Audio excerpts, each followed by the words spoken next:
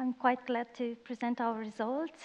Here I have to correct the datum of our conference. It's on 28th of September in Freiburg.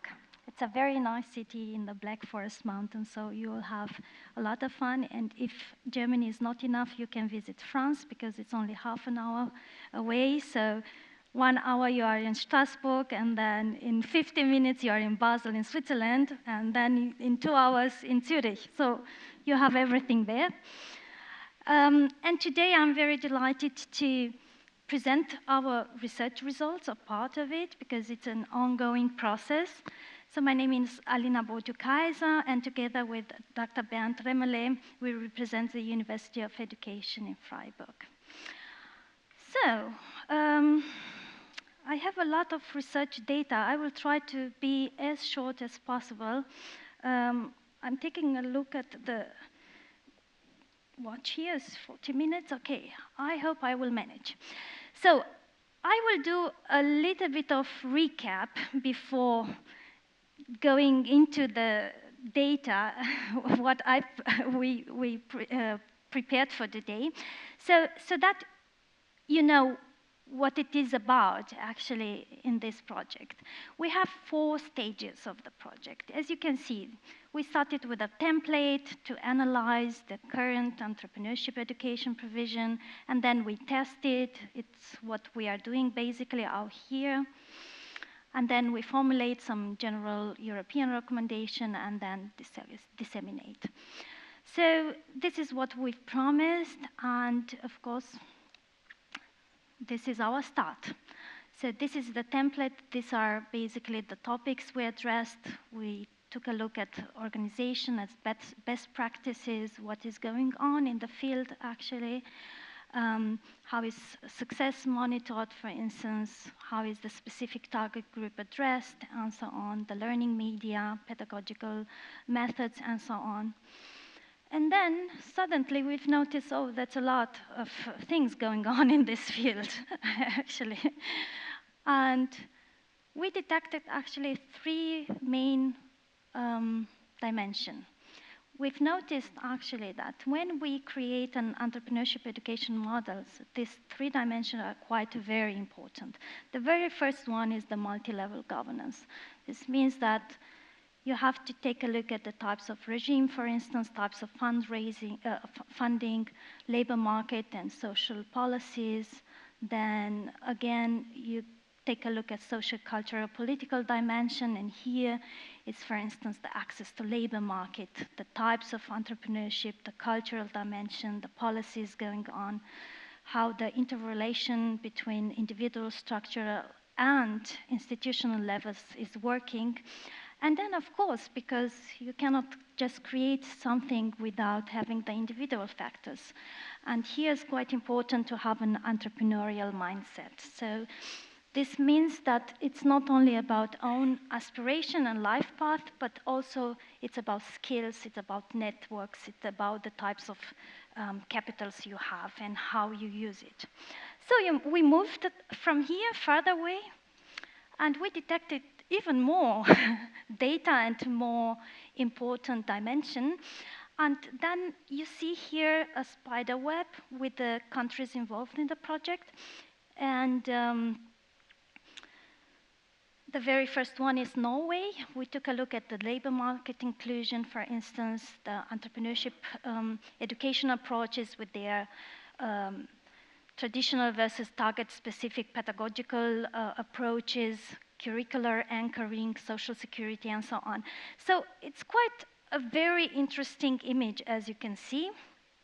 And the differences, I guess we will hear about that today a lot, isn't it? Yes, Ellen is like... So, and then in Rome, we presented a checklist for practitioners because it's quite important before starting the work with the target group to just ask yourself if some of these elements are like fulfilled. So the first of all, coordination between institutions is quite important, entrepreneurship policies and disadvantaged groups, then addressing the target groups, and the target group orientation, and also entrepreneurship education, curricular anchoring, and other educational approaches. So it's more like this. Quite important questions to answer. It goes on, so this is only the first page. So, and now we are coming to the actual presentation of what we found out during our conference and during our research. So the policy briefs, we have three-country comparison, and here are the similarities. So we have Denmark, we have Ireland, and we have Italy. And the first similarity is that involvement in social entrepreneurship is highly dependent on the nature of the welfare system and governance regime. This means that sometimes the governance and the welfare system can be beneficial, but can be also a hindrance. It depends actually, it depends on not only on the mindset of the target groups, but also if there are incentives there to motivate people participate in entrepreneurship actually. So the second one is the key actors in social inclusion are initiatives of public, private, and non-profit actors, and I guess you will see it as well here in Norway. But of course, the way, the importance, you know, where I would say the importance lies is it's a bit different. It depends from one country to the other. And then you have social entrepreneurship. If you think of that, they are generally very broad and mostly involve utilitarian practices. This means that they connect basically to the labor market integration. Everything that is designed there is that so that the target groups, the disadvantaged groups participate on the labor market.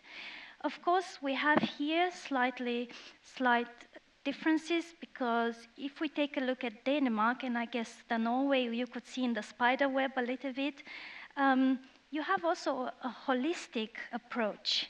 This means that you also take a look at Bildung in the sense of Humboldt's Bildung, that you want to, that the people there are developing their capabilities and skills according to their, of course, life visions and so on. So, of course, it's not only the labor market approach here, but the most of it, and if you take a look at the European level, of course, this is we've listened at the beginning of the presentation that how many billion of euros or perhaps only crowns are lost because people are not integrated into the labor market.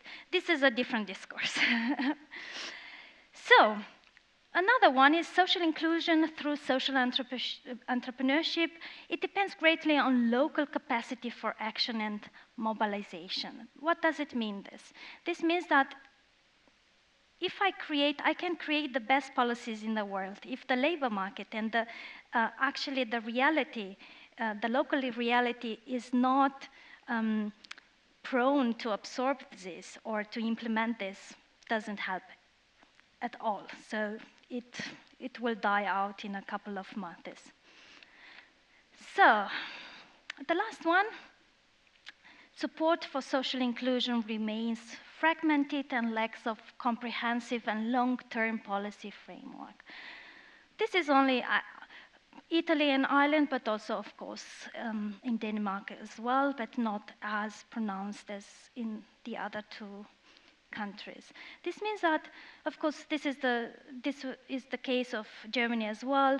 You don't quite know what is happening in this field. So there are a lot of approaches, a lot of policies, a lot of programs, a lot of projects, and sometimes there is no communication or interconnectedness between them. So let's go further and take a look at the differences. A lot of text, but I'll try to reduce it. Social integration, what does it mean in Denmark? It is the result of a deep involvement of public sector bodies and also of strategies how to motivate the low-skilled and most of immigrants to participate.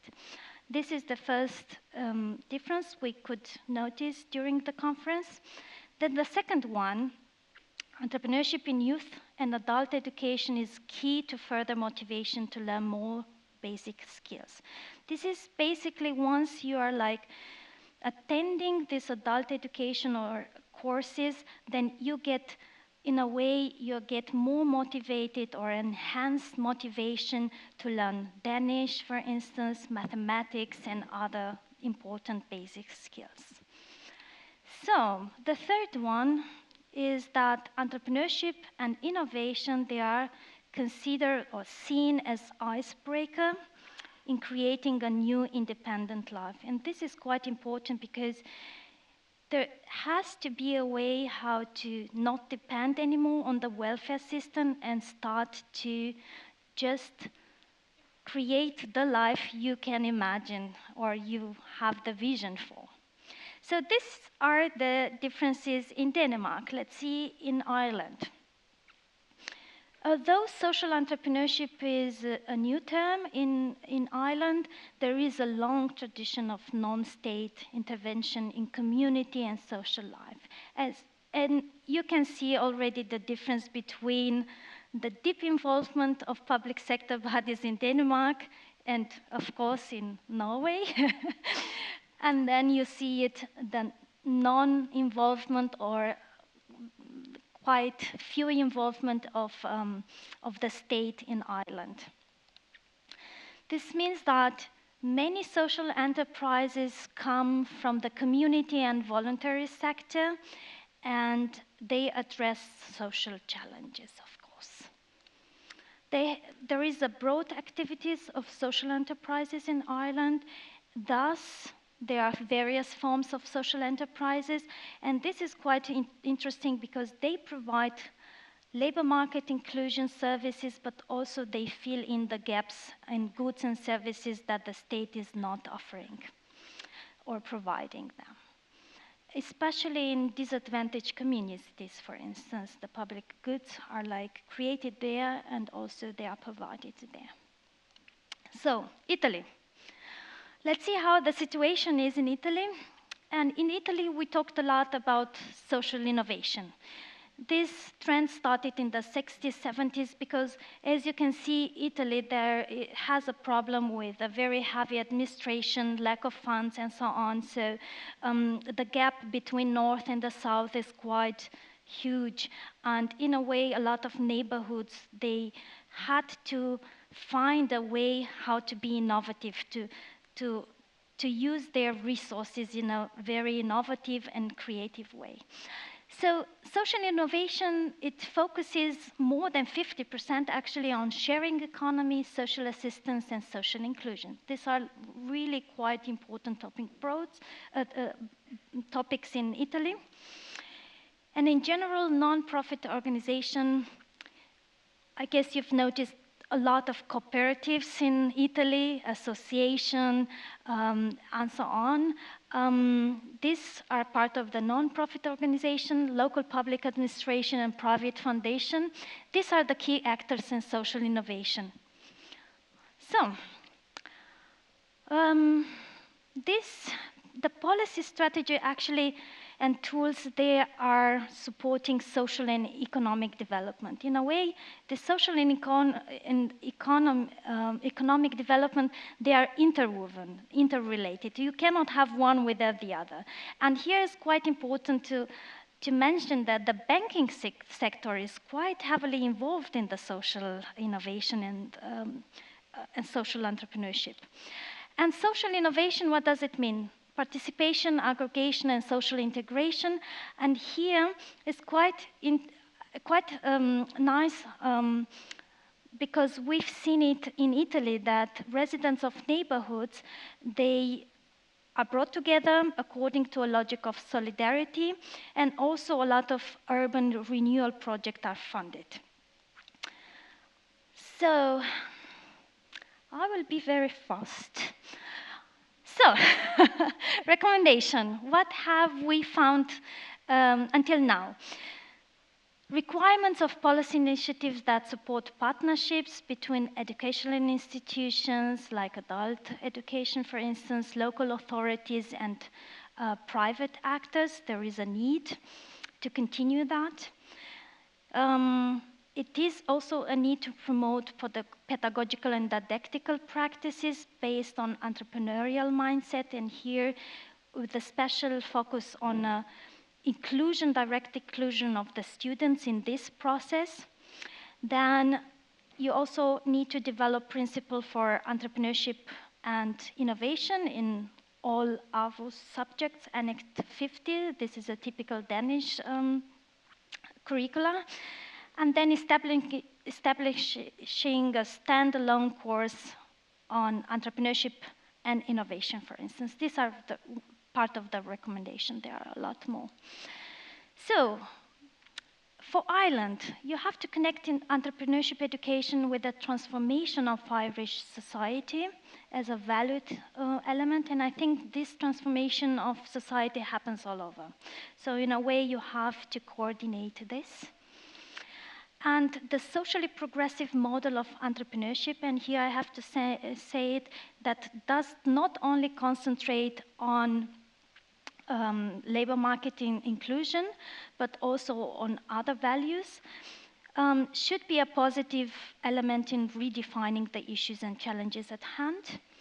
And there should be a interconnectedness between public, private, and community models of entrepreneurship, and new models should be encouraged to overcome the structural limitation. And of course, you have the post-colonial economy, and also you have the resources that the European Union is offering, especially in the context of UK being not a member anymore, which brought a lot of challenges.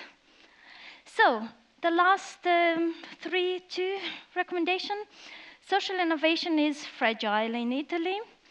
So there should be a greater focus on and support for social innovation initiatives and policies, especially now after the election in Italy, which brought a lot of, I would say, problems with it, and discourses, contradictory discourses, and that is why it should be concentrated on this so that it doesn't disappear. And synergies should be created how to connect these 2 conflicting scenarios.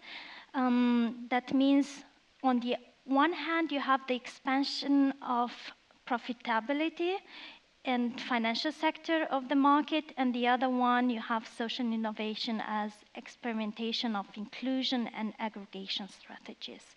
In a way, you have to find a solution, a synergy from these 2 orientation. So the last 3, I would say, important issues for later discussion, perhaps. The impact and effectiveness of enterprises considered social, and their evaluation or measurement in a way. We've noticed that actually social is a very broad term, so it's quite important to see how the impact is. And social entrepreneurship is also, as I've already mentioned, fragile, fragmented, and lacking long-term commitment. I think the situation is a bit different in Norway. And there are broad social entrepreneurship activities, and there is a lack of common definition. That's it.